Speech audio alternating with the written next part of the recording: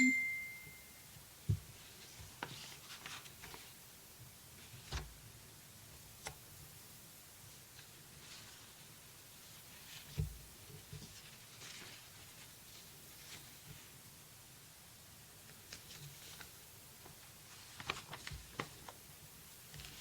live est lancé. Vous commencez quand vous voulez.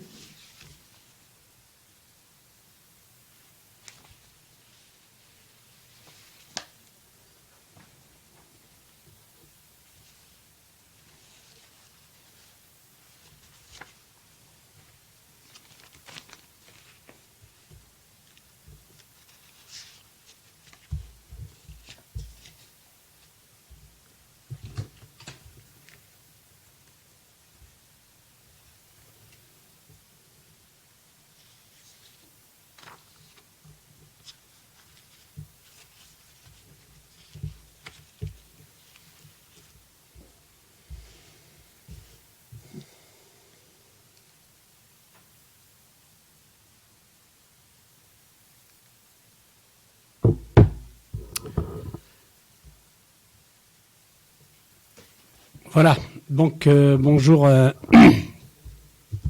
chacun, chacune. Nous sommes arrivés à un point intéressant concernant la tentative de définition, d'explicitation de la notion centrale en sociologie politique de citoyenneté. Et donc, je vous souhaite aux uns et aux autres une excellente semaine de reprise des activités. Encore une fois, nous avons à nous adapter. Et j'ai bon espoir que nous puissions ensemble échanger, alors soit dans le cadre d'enseignement en présentiel, ou peut-être en utilisant, le cas échéant, Zoom ou un autre mode de communication plus interactif. Voilà. Donc il s'agit de la troisième séance de sociologie politique, en licence 2. Et il s'avère que lors de la dernière intervention, la deuxième séance, il s'était agi de montrer, pour l'essentiel, que la citoyenneté n'est pas un état. La citoyenneté est un produit, un construit social. Donc je vais faire, comme promis, là, aujourd'hui, un effort pour parler suffisamment lentement, étant entendu quand même que pour les examens, vous aurez l'occasion de redécouvrir ces images et ces sons, donc, puisque l'enseignement devrait être enregistré. Voilà. Donc, j'ai fini à peu près de mettre de l'ordre dans mes affaires. Et je vais donc revenir sur un aspect central, justement, de la citoyenneté. C'est son lien, le concept de citoyenneté, c'est son lien avec deux autres concepts. Le premier, c'est celui que j'ai eu l'occasion d'évoquer précédemment, c'est celui d'identité. Et le second, celui de culture. La culture doit être appréhendée, visiblement, en sociologie politique, mais pas uniquement, en sociologie tout court. La culture peut être appréhendée comme concept, bien sûr, à travers deux aspects particuliers sur lesquels on ne peut pas ne pas revenir aujourd'hui. Le premier aspect, c'est toute la dimension rituelle de la vie sociale. La dimension rituelle, à savoir les rituels et les rites qui règlent la vie qui règlent la vie communautaire, qui règlent la vie sociale. C'est-à-dire dans la société globale, ou même qui règlent la vie communautaire dans les groupes, dans les micro-sociétés. Par exemple, on peut avoir en tête toutes les cérémonies d'entrée dans un groupe, dans une profession, et même dans un groupe d'âge, le passage de la jeunesse au monde adulte ou de l'enfance à la jeunesse, etc. Cérémonie d'entrée aussi dans des groupes religieux, voire sectaires. Bref, l'existence de rites, de rituels, dans les cérémonies d'entrée, dans les groupes identitaires.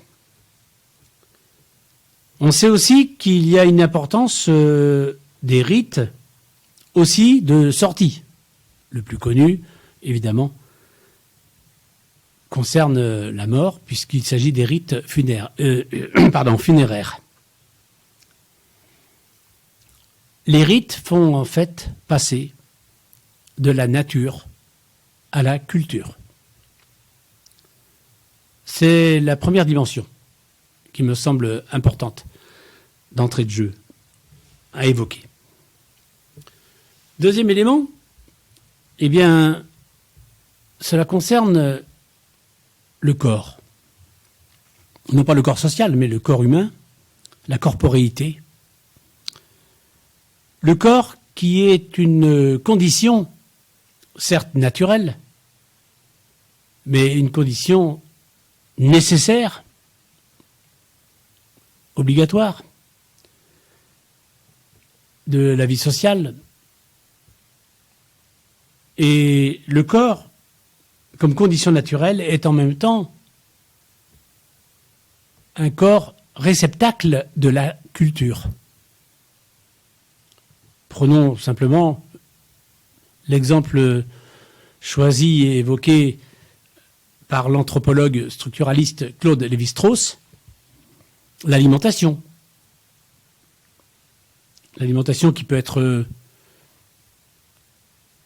renvoyée à des aliments crus qui sont mangés, des aliments qui sont bouillis, ou encore des aliments qui sont grillés. Le cru, le bouilli et le grillé, donc chez Claude Lévi-Strauss. Ainsi, gardons en tête les deux dimensions importantes, pas toujours évoquées d'ailleurs, de la culture, à savoir l'importance des rituels, mais aussi l'importance du corps comme condition naturelle et réceptacle de la culture. Alors, si on ne n'est pas citoyen, si on le devient, quelques mots, justement, sur les aspects liés à la socialisation, liés à l'éducation, à la citoyenneté. La citoyenneté renvoie ainsi à un cadre législatif, aux lois, aux règles, aux règlements. Donc si la citoyenneté renvoie au cadre législatif, elle renvoie de fait aux institutions. Mais la citoyenneté renvoie aussi à la notion d'autonomie et d'intégration des personnes. Sans oublier le fait que la citoyenneté renvoie en outre à la notion de réseaux sociaux, à savoir, par exemple, les réseaux de solidarité. On a donc affaire, véritablement, à un défi. Oui, un véritable défi qui vise à rendre citoyens les acteurs sociaux dans la société. Il s'agit alors de travailler sur les représentations sociales. La représentation sociale, je cite l'une des définitions fréquemment retenues dans les manuels de psychosociologie, de psychologie ou de sociologie, concernant la représentation sociale. La représentation sociale est définie comme, ouvrons les guillemets, le produit et le processus d'une activité mentale par laquelle un individu ou un groupe reconstitue le réel auquel il est confronté. Et cet individu ou ce groupe et lui attribue une signification spécifique. La représentation sociale, définie comme le produit et le processus d'une activité mentale par laquelle un individu ou un groupe reconstitue le réel auquel il est confronté et lui attribue une signification significative. Une signification spécifique, pardon. Il s'agit là, effectivement, du triptyque, déjà évoqué notamment en introduction à la sociologie, le réel, l'imaginaire et le symbolique.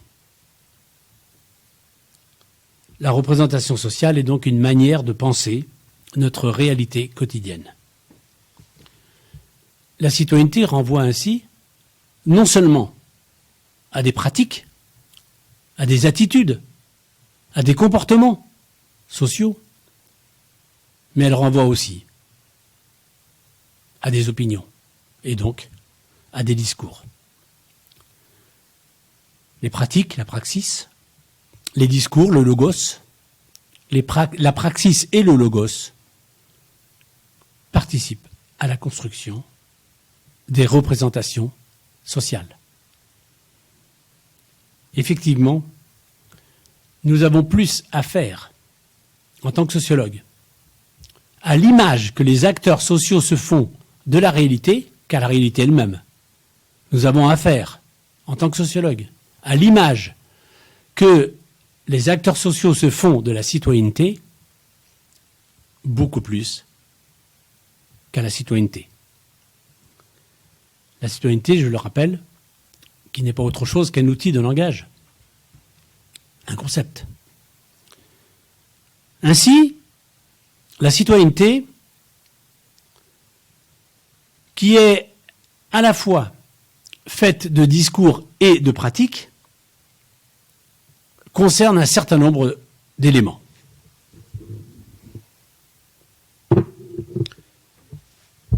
J'en ai sélectionné pour vous, aujourd'hui, 5. Petit A, la citoyenneté, discours et pratique, renvoie à la capacité à gérer sa vie. Capacité à gérer sa vie. C'est-à-dire tout simplement être un individu responsable. Du latin respondero, je réponds de mes actes comme de mes paroles.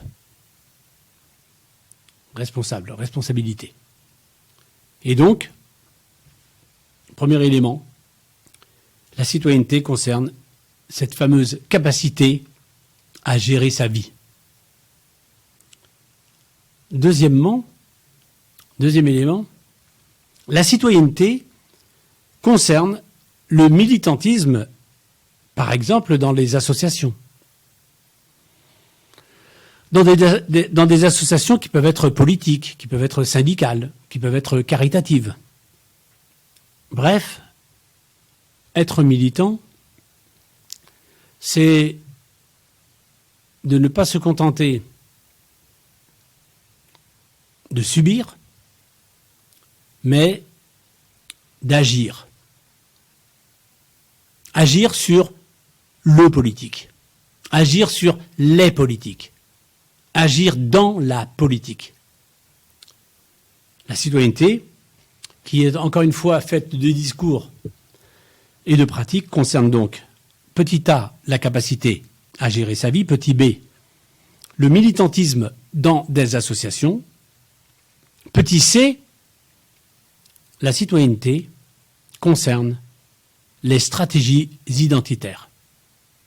En effet, dans le concept d'identité, vous aurez sans doute repéré, au moins dans les précédents enseignements, que l'identité renvoie non seulement à l'espace, non seulement au temps, la dimension de l'espace-temps, chère à Gaston Bachelard, mais l'identité renvoie aussi au concept de stratégie. Car pour fabriquer son identité, l'individu, les acteurs sociaux, ne peuvent pas ne pas agir, ne peuvent pas ne pas mener des stratégies. L'identité renvoie donc à la nécessité de mener des stratégies, et donc la citoyenneté concerne aussi ces stratégies identitaires. Donc c'était le petit c. Petit d, la citoyenneté comme concept renvoie aussi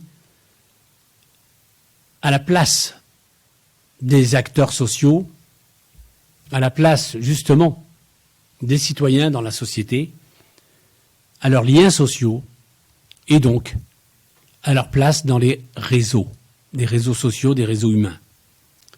La citoyenneté concerne donc, petit d, l'utilisation des réseaux, par exemple des réseaux sociaux aujourd'hui.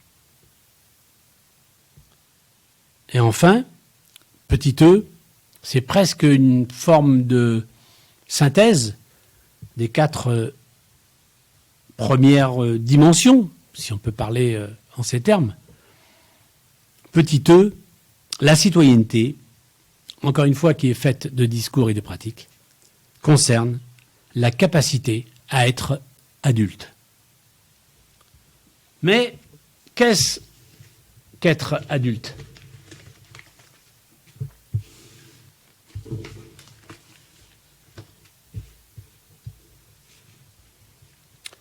Eh bien, être adulte renvoie à un certain nombre d'attitudes, de comportements, de postures. Et la première, petit 1, pour essayer d'apporter des éléments de réponse à cette question très générale de l'adultité. Premièrement, bien, pour être considéré comme un adulte, il faut avoir intériorisé les interdits fondamentaux et les respecter. Et être adulte, ce n'est pas uniquement avoir intériorisé les interdits et les respecter, c'est aussi être capable de les transmettre. Respecter et transmettre. C'est donc le premier élément de réponse. Deuxièmement, être adulte, c'est être justement responsable. J'ai évoqué à l'instant même cette dimension importante. Mais je crois que être responsable doit être compris dans son sens presque étymologique, à savoir, être responsable, c'est avoir à rendre compte de la responsabilité. L'adulte, qui doit être responsable, doit rendre compte de ses responsabilités, de cette responsabilité qui le structure. et qui fait de lui, à l'adulte, un sujet citoyen. Assumer de surcroît donc la responsabilité et aussi la conséquence de ses actes, assumer la responsabilité et la conséquence de ses propos, de ses comportements, de ses attitudes, de ses paroles. Troisième élément, être adulte, toujours pour apporter un petit peu de réponse et de manière la plus didactique possible, la plus pédagogique possible à cette question très générique et très générale de qu'est-ce qu'être adulte. Troisième élément, c'est être adulte, c'est faire valoir des limites. Connaître et respecter la frontière, connaître les limites de ce qui est admis et de ce qui ne l'est pas en société. Dans la société, il y a des choses qui se font et des choses qui ne se font pas. Un double encadrement. Juridico-légal, les lois, et plus moral, les normes, par exemple, les normes sociales. Quatrième élément, est toujours à titre d'hypothèse, bien sûr, pour répondre à cette question de qu'est-ce qu'être adulte. Je voudrais insister sur le fait qu'être adulte, c'est accéder à un stade, le stade d'adulte, après avoir été initié. On ne peut jamais grandir sans initiation, sans apprentissage, sans socialisation, ou encore sans éducation. Donc pour accéder, quatrième point donc, quatrième élément, pour accéder au stade d'adulte, il faut avoir été initié. Cinquième élément, petit 5, être adulte, c'est consentir à un certain sacrifice. C'est renoncer aux prétentions exorbitantes. Encore une fois, c'est faire l'apprentissage des limites. Et donc, une capacité de choisir et une aptitude aussi à la frustration. Sixième élément, toujours pour aller dans le sens d'une clarification de cette notion d'adulte et d'adultité. Être adulte, c'est ne pas se contenter de s'informer. C'est se former. Se former en nous transformant. Et donc, être adulte, c'est éviter de se limiter à l'information et passer ou dépasser l'information et entrer dans une formation. Information, formation. Et donc, sixième élément, être adulte, c'est se former en se transformant. Septième élément, il y en a 8 au total. Septième élément, toujours pour apporter quelques éléments de réponse à cette interrogation générale sur l'adultité. Être adulte, c'est faire positivement l'expérience du conflit et accepter de s'engager. Le conflit, ça veut dire accepter des désaccords. On peut même être au moins d'accord avec l'autre, y compris avec l'adversaire. On peut être d'accord sur le désaccord. C'est donc faire positivement l'expérience du conflit qui force à argumenter.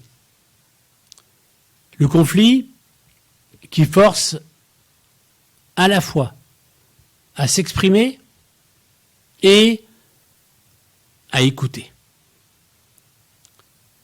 Le conflit, encore une fois, qui impose d'accepter de s'engager. 8e et dernier élément, être adulte,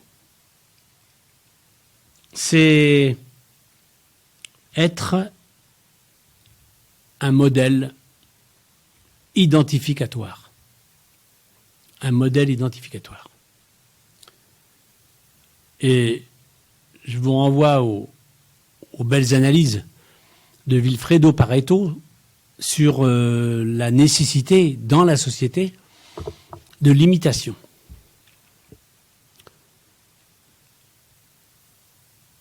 L'identité se fabrique toujours dans un premier temps par l'identification.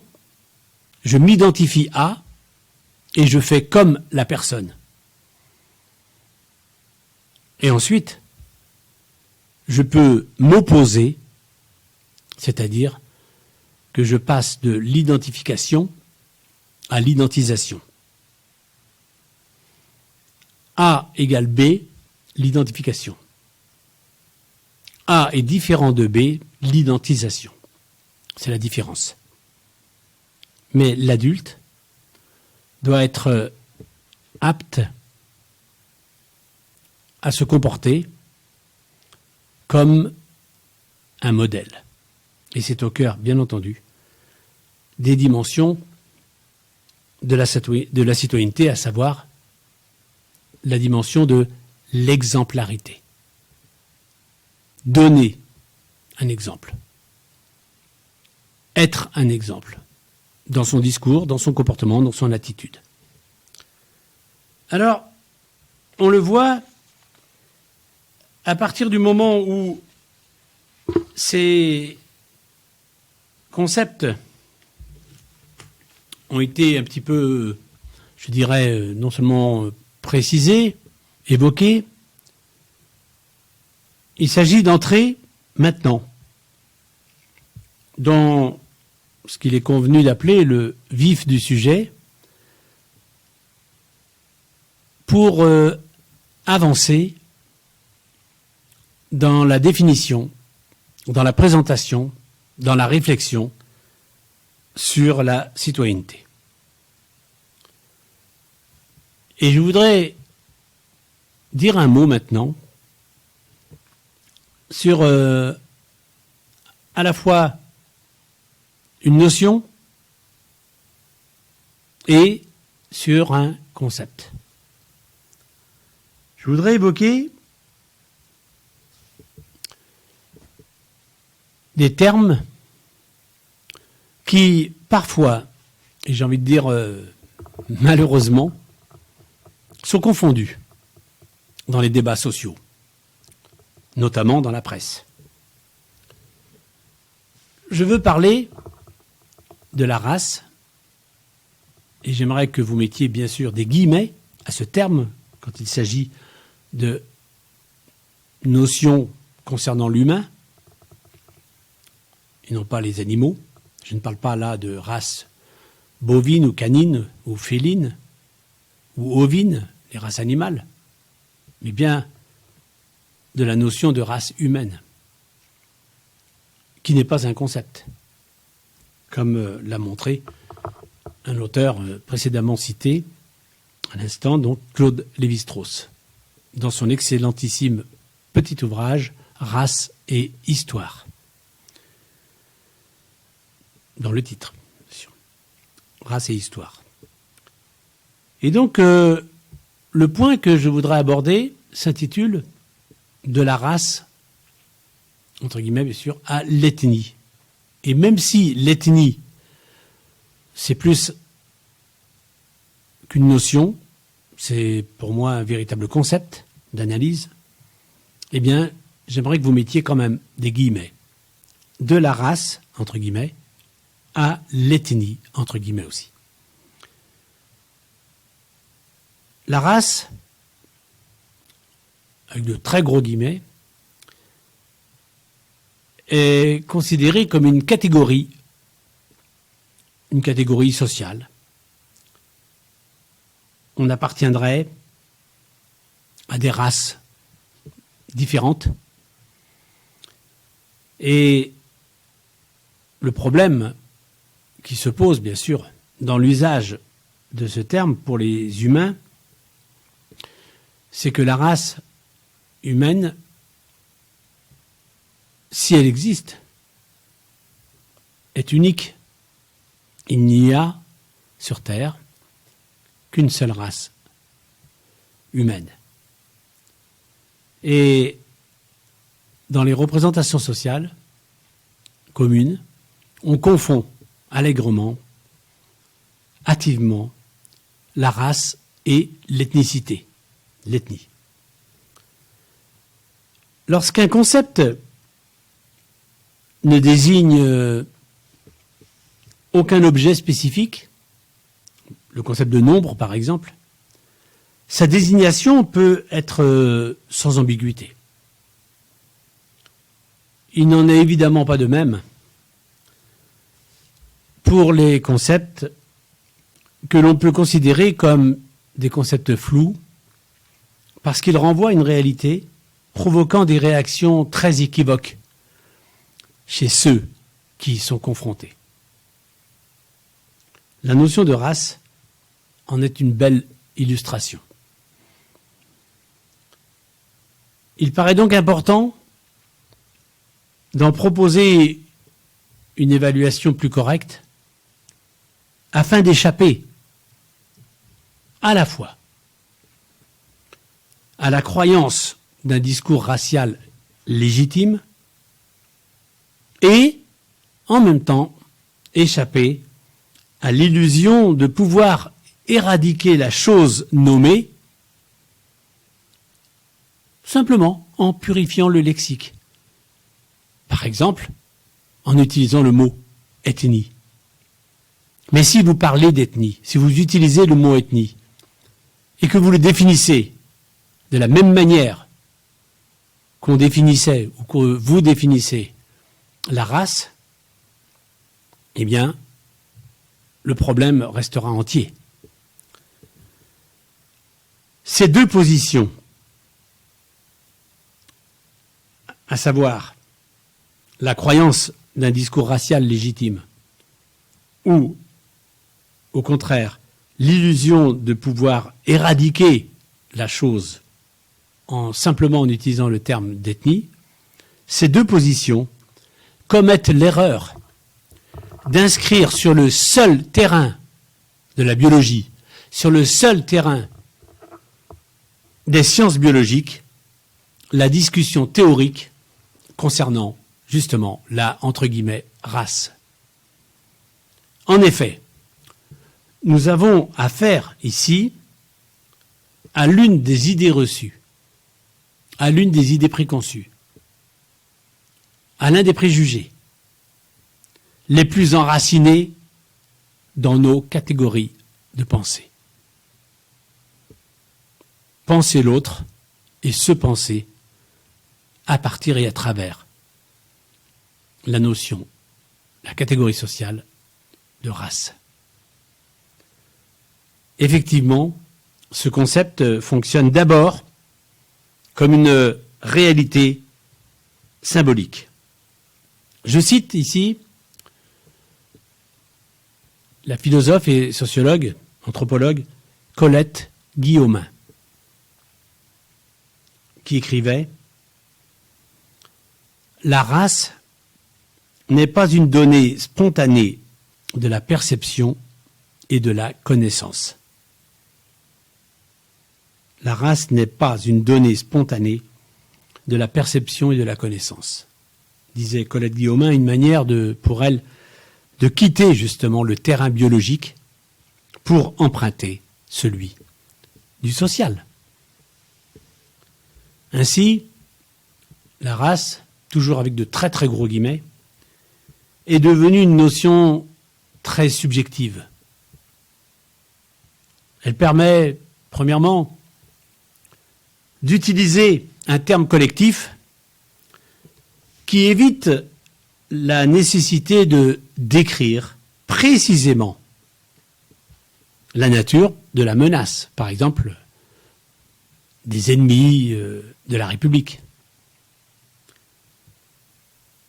La race est donc une notion subjective qui permet non seulement d'utiliser un terme collectif, mais aussi, deuxièmement, de symboliser tous ceux qui mettent en danger le groupe de locuteurs, c'est-à-dire ceux qui sont soit au pouvoir ou qui appartiennent au groupe social majoritaire, groupe social dominant. Ce mot de race se passe fort bien des légitimations scientistes. La race, catégorie sociale d'exclusion et parfois même de meurtre, suppose une conception du réel s'apparentant à une métaphysique. Elle est totalement, cette conception, opposée au rationalisme. En fait, le racisme n'a pu apparaître qu'en démocratie, que dans les sociétés démocratiques. Pourquoi ? Eh bien parce que dans les sociétés modernes, par contraste avec toutes les communautés traditionnelles, on rencontre une conception égalitaire du lien social. Une conception égalitaire du lien social qui rompt radicalement avec le principe hiérarchique structurant l'ensemble des sociétés antérieures, des sociétés traditionnelles, communautaires. Ainsi, je voudrais citer un auteur, Alexis de Tocqueville, qui a été repris par un historien de l'École des hautes études en sciences sociales, François Furet, F-U-R-E-T, Tocqueville qui disait qu'il faut entendre par démocratie non un État social réel, mais, encore une fois repris par François Furet, je cite, la perception égalitaire du rapport entre groupes ou communautés. Ainsi donc, comme disait Alexis de Tocqueville dans De la démocratie en Amérique, Alexis de Tocqueville repris par François Furet, il faut entendre par démocratie non un État social réel, mais la perception égalitaire du rapport entre groupes ou communautés. On peut donc, pour essayer de comprendre ce phénomène, opposer l'idéologie holiste et l'idéologie individualiste. Le concept d'idéologie renvoie ici, rappelons-le,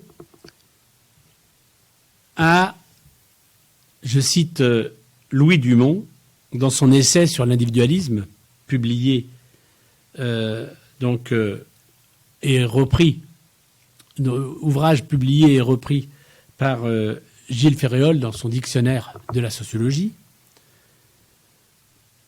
Louis Dumont, je cite concernant le concept d'idéologie, qui écrivait que l'idéologie était un ensemble de représentations, d'idées et de valeurs communes dans une société. Je répète, l'idéologie, un ensemble social de représentations, d'idées et de valeurs communes dans une société. Fin de citation. La première perspective, le holisme, la première perspective valorise la totalité et même lui subordonne l'individu. L'individu est second par rapport au social. Et cette première perspective qui valorise la totalité lui subordonne l'individu et sert de fondement aux sociétés hiérarchiques. La seconde, plus individualiste, l'idéologie individualiste. La seconde, au contraire, privilégie l'acteur au détriment du système et repose sur une base égalitariste. Idéologie holiste. Polis, P-O-L-I-S, la cité, avant le kiwis, le citoyen. Idéologie individualiste, le kiwis, avant, privilégié donc par rapport à la cité, police. Idéologie holiste et individualiste sont donc le plus souvent posées comme radicalement exclusives l'une de l'autre. Et ce qui a retenu notre attention en tant que sociologue politique, c'est la façon dont la société moderne a essayé de gérer la transition entre ces deux univers antithétiques. Retenons que la déclaration de 1789 consacre le triomphe de l'individu et élève au rang de valeur suprême l'égalité et la liberté.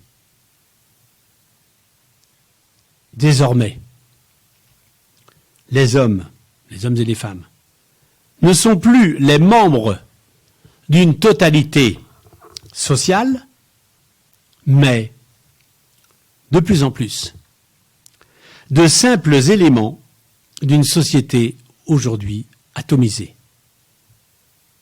Je répète, c'est très important, cet aspect de la transition progressive d'une société holiste à une société de plus en plus individualiste. La déclaration de 1789 des droits de l'homme, je le rappelle, a donc consacré le triomphe de l'individu et élevé au rang de valeur suprême l'égalité et la liberté. Désormais, les hommes ne sont plus les membres d'une totalité sociale, mais de simples éléments d'une société atomisée. Partons alors d'un diagnostic. L'affirmation d'un individualisme qui s'accompagne de la résurgence de sociabilités communautaires, notamment locales.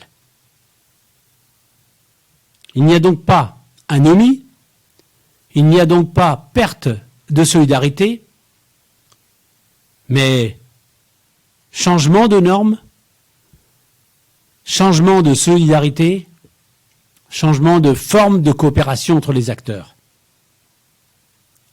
Il n'y a donc pas anomie au sens de perte de normes, mais on laisse dans la société contemporaine la variété s'épanouir.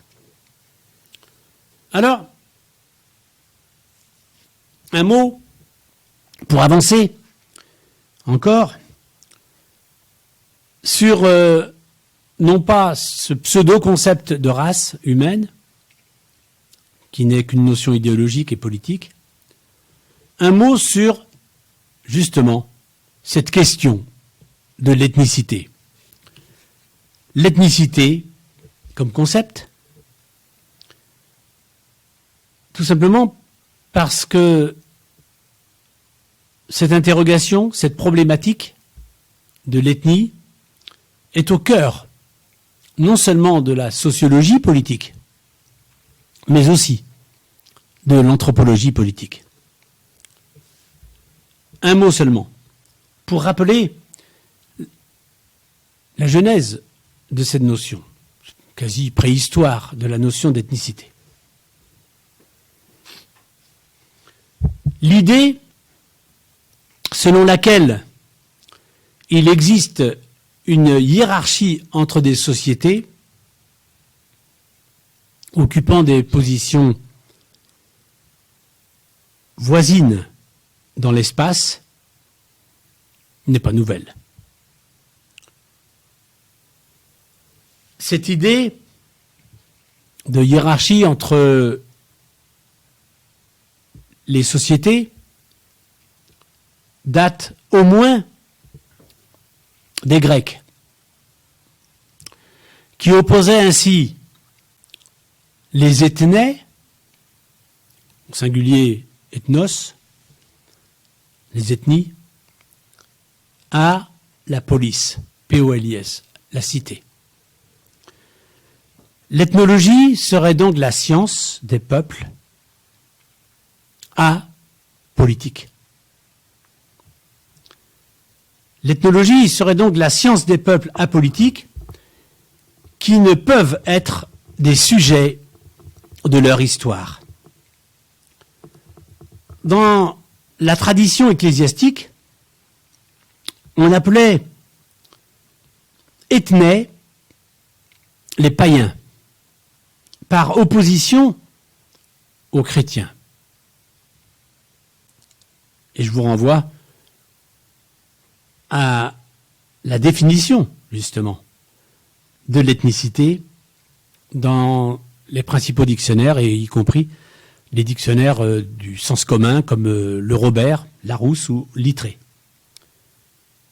En fait, le terme d'ethnie est maintenant repris uniquement en référence à une problématique raciale. Le mot ethnie a été employé couramment avec les termes de race, avec les termes de nation, avec les termes de civilisation. Le mot ethnie a été employé concurremment. En fait, il y a une concurrence avec les termes de race, de nation, de civilisation. Et ce terme a été utilisé par le comte de Gobineau en 1854 dans son essai sur l'inégalité des races humaines. Essai sur l'inégalité des races humaines. Un peu plus de 40 ans après, en 1896, Georges Vacher de Lapouge, V-A-C-H-E-R-D-E, plus loin Lapouge, L-A-P-O-U-G-E, Georges Vacher de Lapouge, publiait son ouvrage intitulé « Les sélections sociales ». Les sélections sociales. Le comte de Gobineau, Georges Vacher de Lapouge, ont séparé les populations homogènes racialement, à partir d'une notion, la pureté raciale. Ils ont séparé les populations homogènes racialement, les pures, et les populations hétérogènes ethniquement, entachées d'impureté. Avec le sociologue allemand, le père de la sociologie allemande, Max Weber, on va évoquer la notion de groupe ethnique.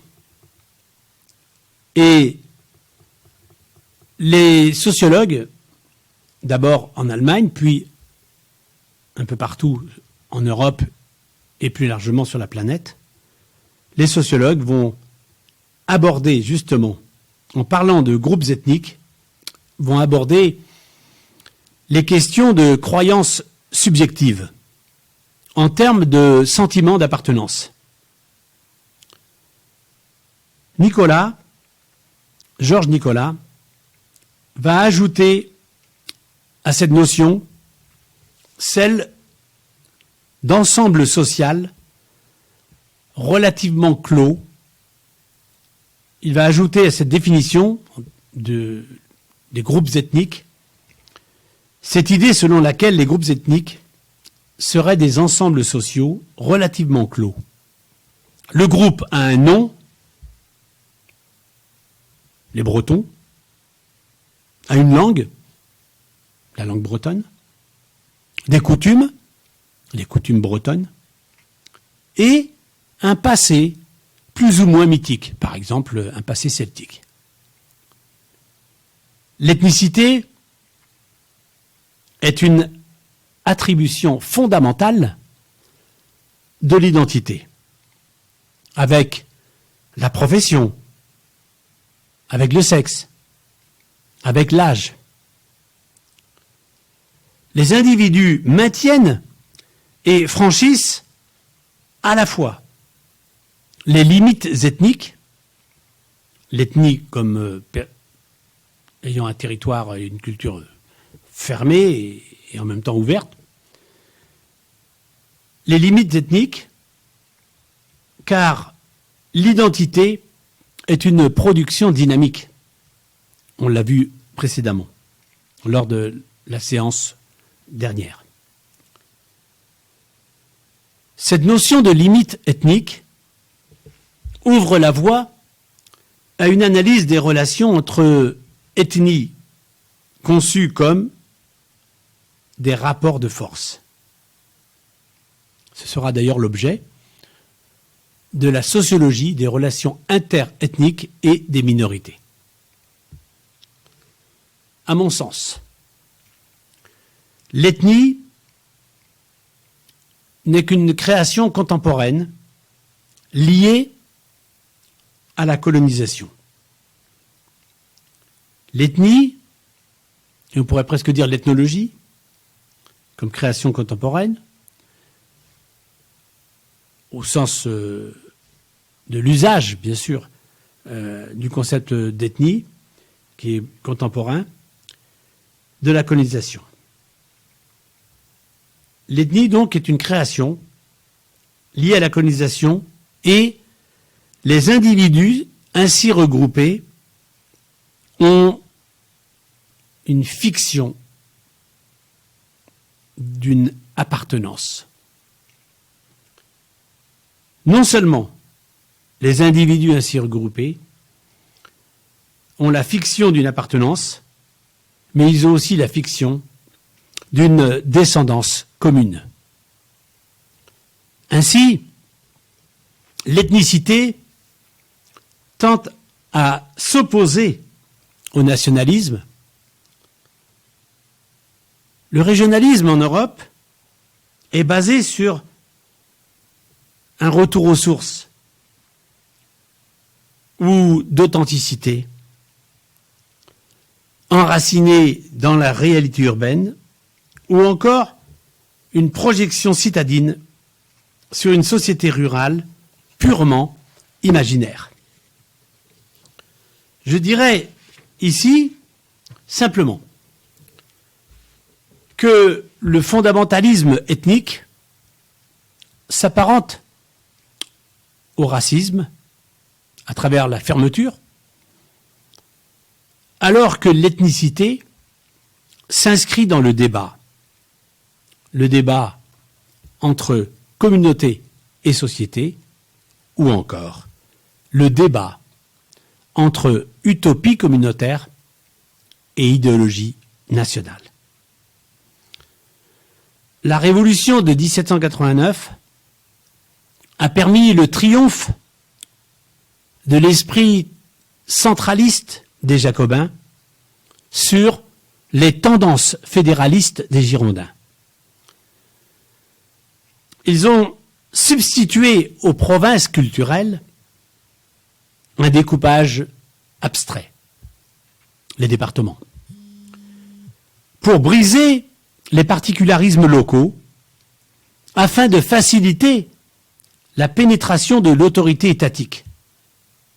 L'école et le service militaire ont poursuivi la transformation ou l'invention des citoyens.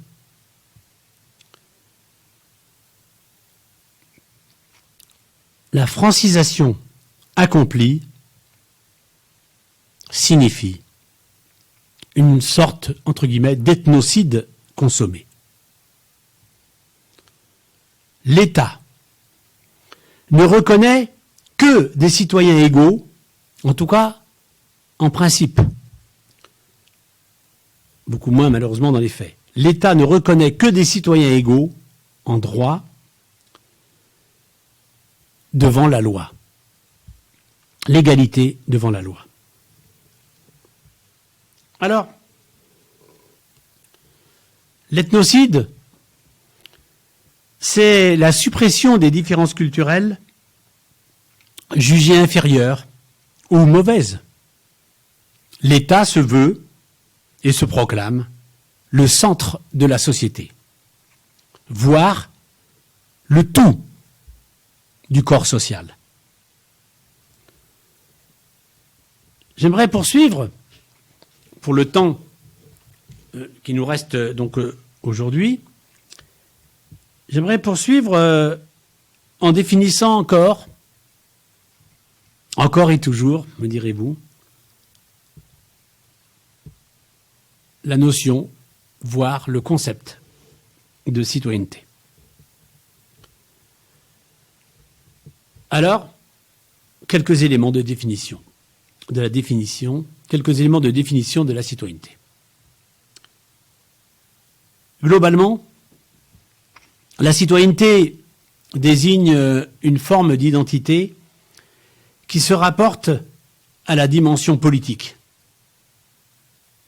Je vous renvoie, encore une fois, aux dimensions du fait social total, à savoir que la citoyenneté n'est pas que politique, elle est aussi économique, technique et culturelle. La citoyenneté désigne donc une forme d'identité et donc qui se rapporte aux 4 dimensions de la vie sociale, aux 4 dimensions de la vie en société, politique, économique, technique et culturelle. Et donc, la citoyenneté, c'est une idée abstraite. Elle se veut universelle. La citoyenneté est une notion qui établit entre tous un principe d'équivalence, un principe d'égalité au niveau de l'appartenance politique, et ce, sans tenir compte des autres aspects, des autres dimensions qui nous définissent les uns et les autres. Je veux parler de l'âge, du sexe ou du genre, de la catégorie socio-professionnelle, la CSP, mais aussi de la territorialité, donc de l'ethnicité. La démocratie, démos, le peuple, implique que le citoyen, kiwis, participe à l'élaboration des règles sociales, à l'élaboration des lois. Le citoyen doit s'impliquer. Mais il existe d'autres moyens. La représentation politique, ou encore la consultation. La loi qu'ils mettent en place, eh bien, s'adresse au citoyen, s'adresse à lui. Et il peut exiger le citoyen que la loi soit respectée par les autres. Il peut exiger qu'elle le soit pour les autres, c'est-à-dire en termes de droits et d'obligations. La citoyenneté, ce n'est pas que des devoirs. La citoyenneté, c'est à la fois des devoirs, mais aussi et surtout, me semble-t-il, dans une démocratie, le respect des droits et des obligations. Les droits et les devoirs. La citoyenneté suppose encore un intérêt qui est objectivement commun à tous. La citoyenneté renvoie au souci de l'intérêt général. Ainsi, la citoyenneté se traduit par un dépassement des intérêts particuliers, un dépassement des rapports de force. De ce point de vue, la majorité confère une légitimité. Mais l'idéal démocratique demanderait de faire en sorte d'écouter et de valoriser aussi les positions minoritaires. La citoyenneté est en quelque sorte une identité qui s'acquiert. Elle n'est jamais donnée à la naissance. Et la loi ne suffit jamais à la conférer, la citoyenneté. Je veux dire par là que la citoyenneté doit être associée à une notion,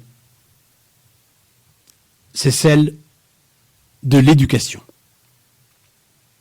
L'éducation comme concept. Et donc, éducation à la citoyenneté. Mais comment se soucier du bien commun? Pour moi, cette aptitude, et même cette vertu, correspond à deux éléments. D'abord, la compétence au-dessus de nos intérêts immédiats pour penser au niveau de la collectivité toute entière. Ainsi, on peut imaginer un retour de l'éducation civique. Pour moi, c'est une idée qui n'est pas si désuète que cela. On peut donc imaginer un retour à l'éducation civique, mais bien sûr en la réajustant, en la réadaptant à la société contemporaine et aux problématiques contemporaines, par exemple de laïcité ou de rapport aux croyances, notamment religieuses. Le deuxième élément me semble très important aussi. Outre cette compétence des citoyens, une compétence au-dessus de leurs intérêts personnels, individuels, immédiats, pour penser au niveau de l'intérêt général, j'aimerais souligner aussi l'importance du développement de la participation. Participation à tous les niveaux de la vie sociale, qui peut favoriser aussi un état d'esprit. Mais peut-on envisager une citoyenneté sans la satisfaction de conditions préalables,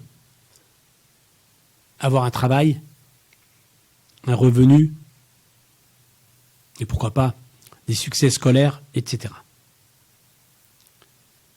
La citoyenneté a donc là, à travers les quelques mots que je viens de prononcer, 5 dimensions particulières. La première, c'est celle qui renvoie à l'identité sociale et au langage. Par exemple, être français et maîtriser la langue française. Deuxième élément, être citoyen renvoie à un espace territorial, au territoire.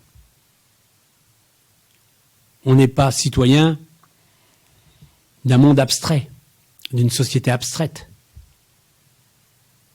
On ne peut pas parler de français sans la France, on ne peut pas parler d'allemand sans l'Allemagne, on ne peut pas parler d'anglais sans l'Angleterre, on ne peut pas parler d'italien sans Italie et d'américain sans Amérique. Et donc, le territoire est très important. Troisièmement, un projet individuel et collectif. Quatrièmement, la citoyenneté a comme autre dimension la maîtrise des moyens de communication, la maîtrise du dialogue, pour participer aux échanges, pour participer à la communication, pour dialoguer, pour s'exprimer, pour exprimer. Maîtrise des moyens de communication et de dialogue. Et enfin, je l'ai abondamment rappelé, régulièrement rappelé, cinquième dimension, c'est l'exercice de la responsabilité et le sens de l'initiative, le sens des initiatives. L'hypothèse que je me permets de formuler aujourd'hui, c'est tout simplement que la domination de l'économie dans notre société rend extrêmement difficile la citoyenneté. Alors, on a un certain nombre d'éléments qui vont compléter justement la définition de la citoyenneté. Et pour conclure, pour aujourd'hui, je voudrais évoquer quelques pistes pour approfondir l'usage de la citoyenneté comme principe intégrateur, pour reprendre le mot cher à Dominique Schnapper, et ce qui me permet de vous présenter en bibliographie les deux ouvrages qui, pour moi, ont été des ouvrages clés, non seulement pour bâtir ma propre pensée sociologique en sociologie politique, mais pour vous parler aujourd'hui. Les deux ouvrages, même auteur, Madame Dominique Schnapper. Le premier, alors les deux ouvrages ont été publiés dans la collection NRF Essais des éditions Gallimard. Le premier a été publié, en 1994 et s'intitule « La communauté des citoyens ». La communauté des citoyens. Et en sous-titre, sur l'idée moderne de nation. Le titre donc de l'ouvrage de Dominique Schnapper, publié par les éditions Gallimard, La communauté des citoyens, et en sous-titre, sur l'idée moderne de nation. Et Dominique Schnapper a eu l'occasion, justement, dans cet ouvrage,